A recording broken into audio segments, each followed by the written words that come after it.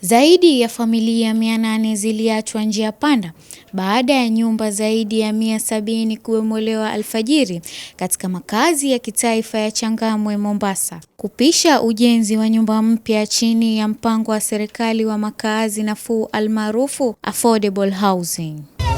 Hakuna hiyo, tukubali. Ubomoaji huo ulisimamiwa na polisi waliotumia mabomu ya kutoa machozi watawanya waliokuwa wakipinga zoezi hilo.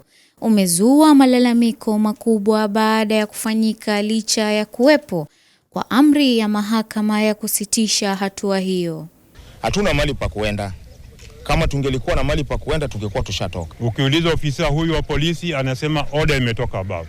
Ukiuliza huyu order imetoka above.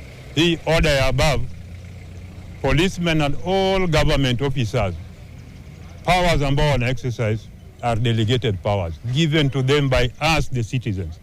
Viongozi wa eneo la kaunti ya Mombasa akiongozwa na Gavana Abdulswamad Sharif Nassir, Senator Mohamed Faki na mbunge wa Changamwe Omar Mwinyi wamelaani hatua hiyo, wakisema imekiuka sheria na kuonya kuwa inaweza kuathiri ushirikiano wa ODM katika serikali jumuishi. Ndani ya broad-based government ni kwamba tutakuwa tunahusishwa katika mambo ambayo yako katika sehemu zetu, na tunashauriwa pia vile vile, na sisi pia ushauri wetu pia unachukuliwa maanani, lakini hali vile ilivyo ni kwamba labda sisi bado tuko katika upinzani.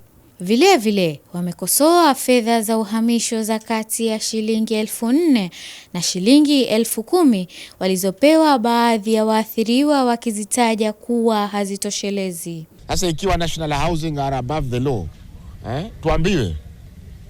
Kama polisi they are above the law, pia tuambiwe. Kwa sababu haiwezekani court order watu waipuuze. Haingekuwa na haja ya kufikia hapo kusema kweli. Sababu ikiwa serikali ya pinga mambo ya gunzi, sasa mbona leo inaleta gunzi? Ubomoaji huo ni sehemu ya mpango wa serikali wa kubomoa nyumba za zamani ili kupisha ujenzi wa nyumba mpya chini ya mpango wa makazi nafuu ulioanzishwa chini ya utawala wa Rais William Ruto. Nikiripotia runinga ya Al Hajar TV, ni Fathia Hassan Said.